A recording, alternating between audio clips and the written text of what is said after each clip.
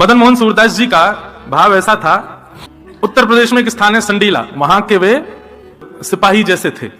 जैसे अकबर राजा था भारत का, तो उसने जगह जगह जगह जगह अपने प्रतिनिधि छोड़ रखे थे, तो संडीले स्थान के प्रतिनिधि के रूप में मदन मोहन सूरदास जी थे।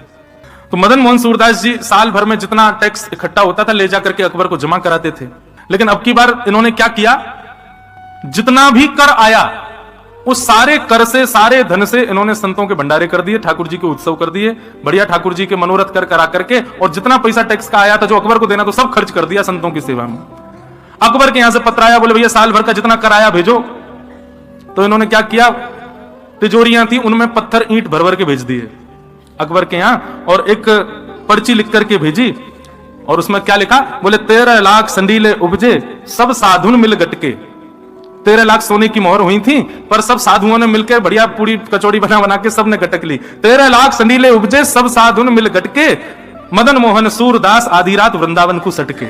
सब छोड़ छाड़ के वृंदावन भगे आए। अकबर को जब ये बात पता चली तो अकबर को गुस्सा तो नहीं आया, लेकिन अकबर के जो नीचे रहते थे लोग, उन्होंने कहा, बोले इसको पकड़वाओ, गिरफ्तार करो। वृंदावन में आकर के मदन मोहन सूरदास जी रहते थे, अकबर के सैनिकों ने आकर के उनको पकड़ लिया और ले जाकर के जेल में, कारागृह में बंद कर दिया। सूरदास, मदन मोहन सूरदास जी को कोई चिंता नहीं थी, कोई बात नहीं, गलत तो मैंने किया ही, लेकिन कोई बात नहीं, संतों की सेवा थी, अपने धन से करनी चाहिए थी, राजा के धन से कर दी। नरक में भोगता उससे अच्छा बढ़िया यहीं जेल में ही भोग लूंगा। लेकिन कुछ दिनों बाद उनकी चिंता बढ़ गई, कहीं मेरे यहीं प्राण नहीं निकल जाए, मुझे तो व्रज में प्राण त्यागने, श्री जी के चरणों में प्राण त्यागने। अकबर से उन्होंने प्रार्थना की तो अकबर ने उनको मुक्त कर दिया। वृंदावन आकर के रहने लगे, यहां पर ब्रजवासियों के घर घर जाके भिक्षा मांग करके खाते, रज में ही सोते, ब्रज रज का तिलक लगाते, ऐसा जीवन उनका हो गया। एक दिन ठाकुर जी प्रकट हो गए मदन मोहन सूरदास जी के सामने, और ठाकुर जी जैसे ही प्रकट हुए चरणों में गिर गए, बोले जय हो भगवान, आपके दर्शन हो गए प्रत्यक्ष। ठाकुर जी बोले राम राम राम, कैसा जीवन हो गया तुम्हारा।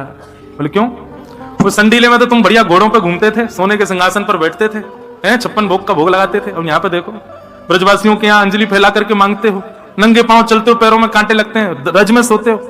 अब हम कृपा करने आए, तुमको वापस संडीला भेज रहे हैं, हम तुम दोबारा से वहीं के सूबेदार बन जाओ।